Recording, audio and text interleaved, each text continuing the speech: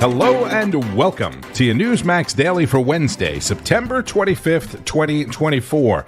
It's the 39th Wednesday of the year, and it's a big day on the calendar of made-up stuff, beginning with National Daughters Day.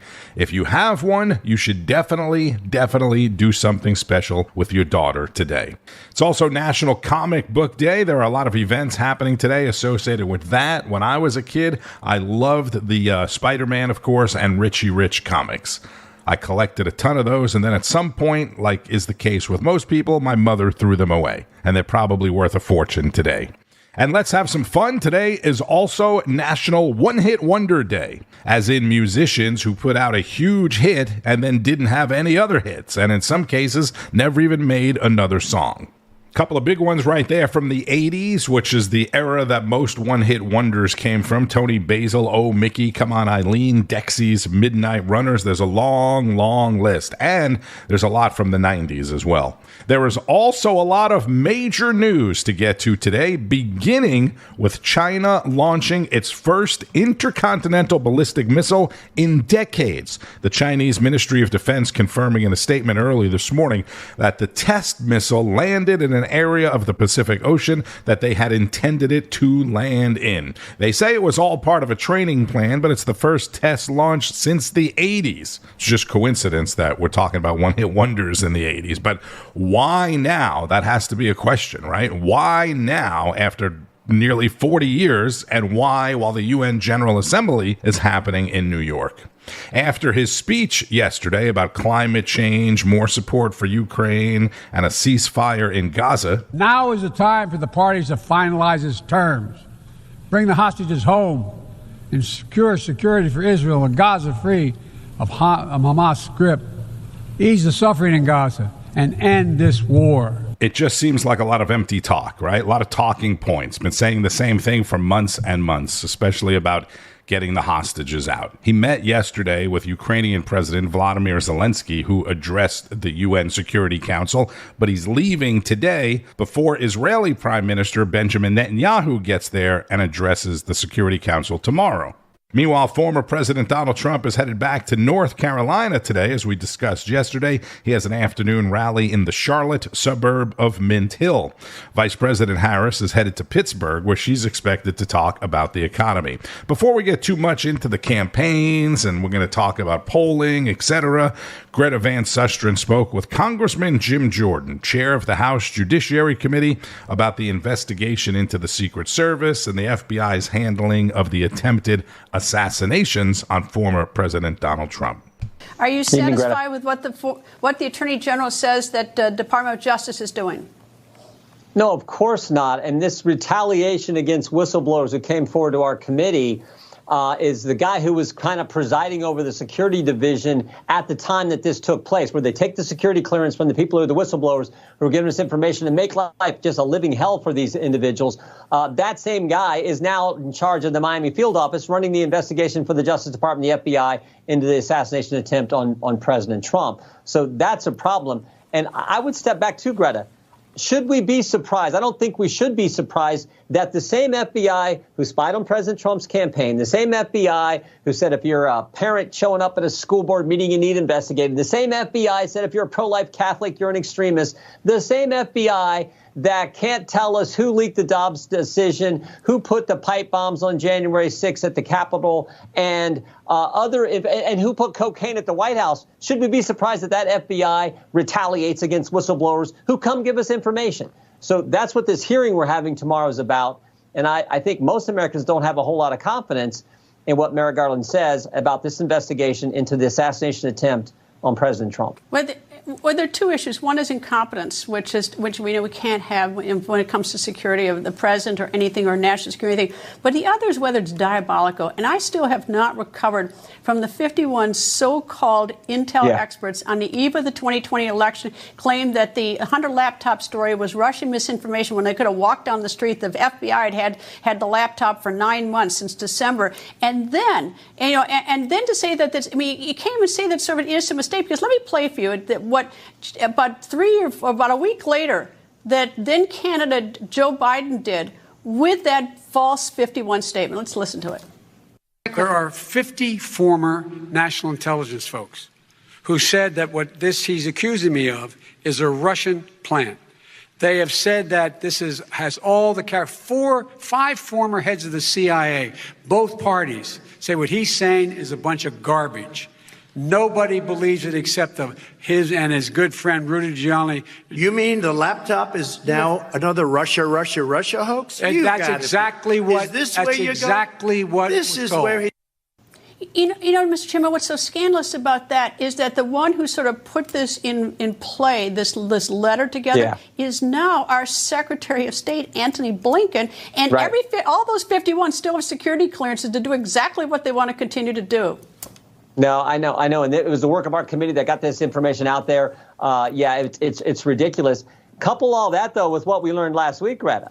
Now we learned that Iran actually hacked the Trump campaign, got an internal dossier on Vice Presidential candidate J.D. Vance, Senator Vance, 271 pages, and somehow that information gets to the Harris campaign and winds up in the press. Now, imagine if that were flipped around. Imagine if it was the other way around. So Iran hacks the Harris campaign, gets a dossier on Tim Walz, and it winds up in the Trump campaign and makes it in the press. There would already be a special counsel. So this shows you the double standard and the bias in this town. Is it incompetence? Is it incompetence or is it diabolical? Because I do have a real problem with what they did in that letter, because that was diabolical in my opinion. Yeah.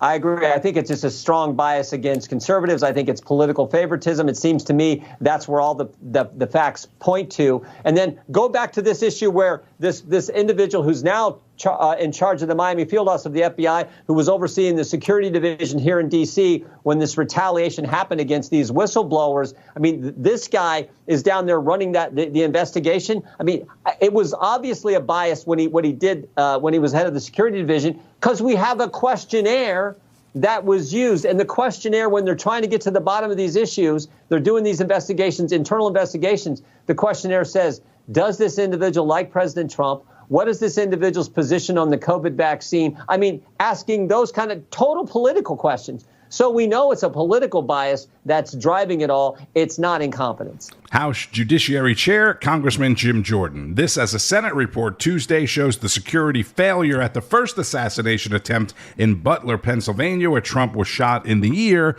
was preventable. You'll be hearing a lot about that today. Greta also spoke with former Democratic Congresswoman and 2020 presidential candidate Tulsi Gabbard, now a member of the Trump campaign, about the presidential race and world affairs. You know, as I said, that my head's almost spinning. There's so many issues on the board to talk about in terms of the election, whether it's immigration, the economy, inflation, and now, of course, this. But in the end, when you look at the polls, is that these candidates are neck and neck. And so they're both trying to get those so-called undecided or independents. So how, I know you've endorsed former President Trump. So what's the strategy for President Trump to get that category? Really, it's continuing to expose the truth about Kamala Harris that the propaganda media and her friends in big tech are trying to cover up. You know, she's projecting herself as this image that the pollsters around her have created that they think will be most likely to earn the votes of the American people. But it is the exact opposite in almost every way from who she actually is and her radical and destructive record that she's had just over these last 4 years. We can go farther back, but really she is the incumbent in this race. And whether we're talking about higher cost of living, greater economic hardship for Americans, we're talking about the crisis at the border that you brought up. She's trying to now somehow remake her image with regards to the tens of millions of Americans who have crossed, the tens of millions of illegal immigrants who have crossed into our country because of Kamala Harris's failures as vice president. We can talk about more of our domestic policies, the high cost of energy, and of course the fact that we are currently embroiled in multiple wars around the world and closer to the brink of World War III and nuclear war. Kamala Harris is responsible for the devastating effects of the Harris-Biden policies over these last 4 years. No matter how hard she tries to run away from it, no matter how much she insults the intelligence of the American people, really exposing that truth and that contrast between her failures and President Trump's successes over his 4 years in office from 2016 on.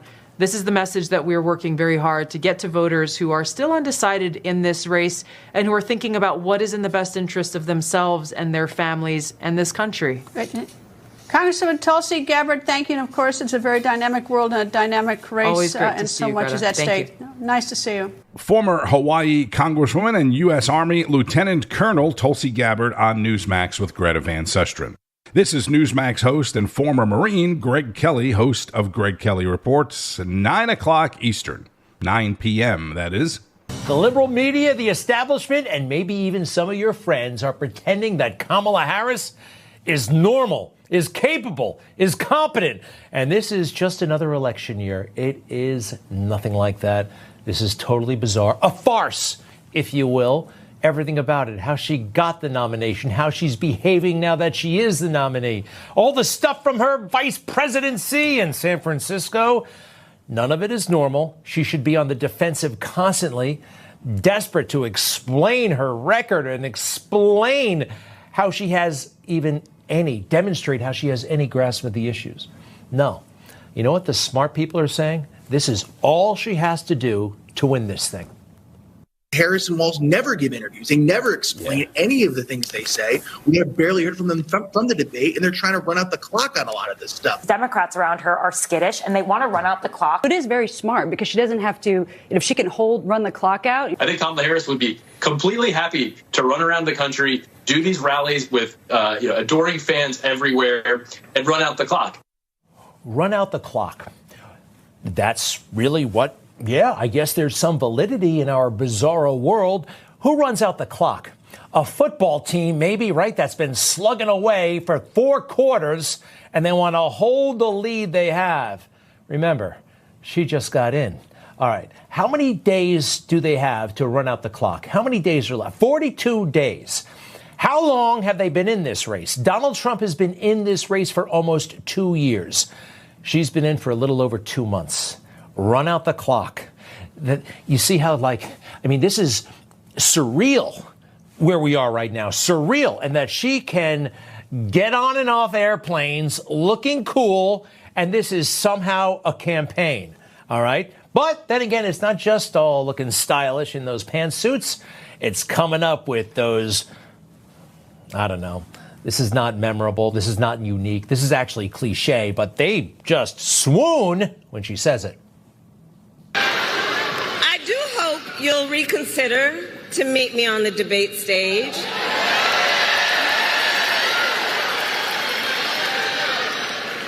Because as the saying goes, if you've got something to say, say it to my face. Not funny. And stop saying Kamala Harris is challenging Donald Trump to a second debate. No, this would be the third debate. Remember, he annihilated Joe Biden in the first one. So you can't write honest stories about Kamala Harris. Now, for a time you could in our bizarro upside-down world. When she was vice president, before Joe Biden went down, you could write stories like this, that she was terrible. Everybody understood it in the fake news, the mainstream media. She was a disaster. And not just the entire time. Nobody liked her. She was firing people, allegedly throwing stuff at people from time to time. A crazy temper. But what is our culture like right now? What up is down, what down is up. There are all sorts of murky, weird rules of the moment.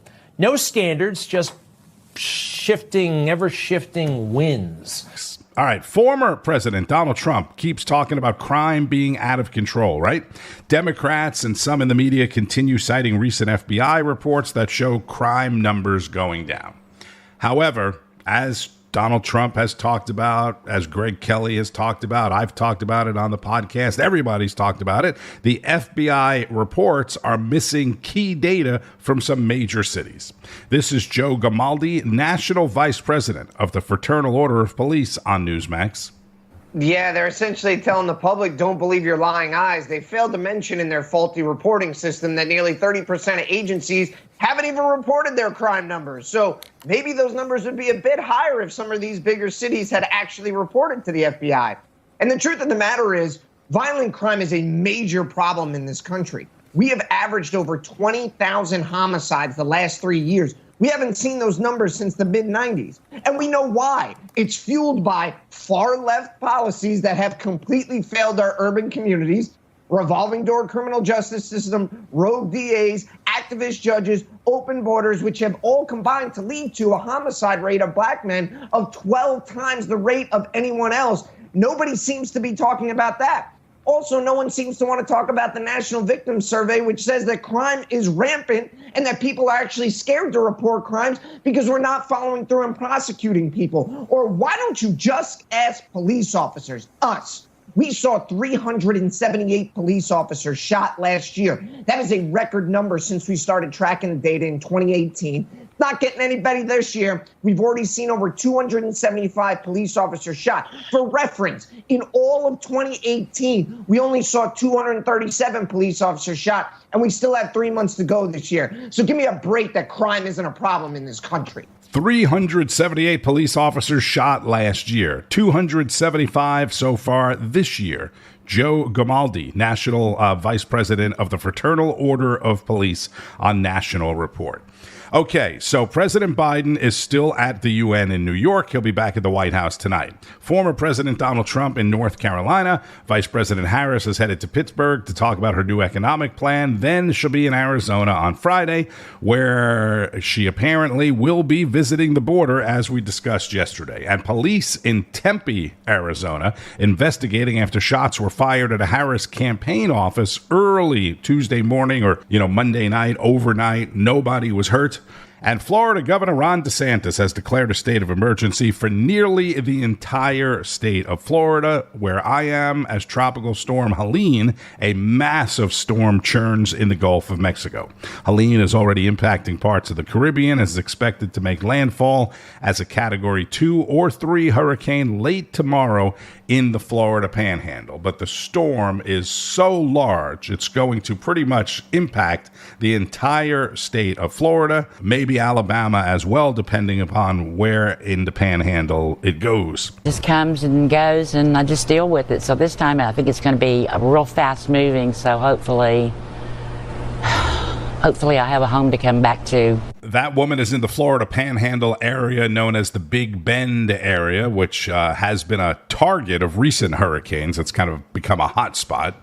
On Wall Street, stocks opened slightly lower this morning. Be sure to keep up with all of the news on Newsmax, Newsmax Plus, and Newsmax.com. Rob Schmidt tonight. Greg Kelly reports. The Record with Greta Van Susteren. Frontline with Carl Higbee. Newsline with Bianca De La Garza. Wake Up America, and much, much more. I'm Tony Marino. Thank you, as always, for listening to the Newsmax Daily. Share it with your friends and family. Enjoy the rest of your day. If you are in the state of Florida or anywhere in the Panhandle, be careful. Tomorrow is really the day that we're going to have impact. Heed the warnings. Make sure you are prepared. And keep on fighting the good fight. News breaks every minute, every day. You need the app, the Newsmax app. Find it free on your smartphone store. Then watch us anytime, anywhere.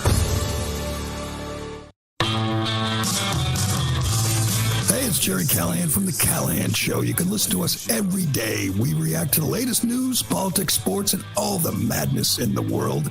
I'll give you my opinion with a little edge, a little attitude. I'm an unapologetic right-winger, trapped behind enemy lines in deep blue Boston, so I'm used to taking on the mainstream media mob. You can hear us anywhere you get your podcast, or you can listen every day at newsmax.com/listen. Information. Truth is freedom. Is Newsmax. It's real news.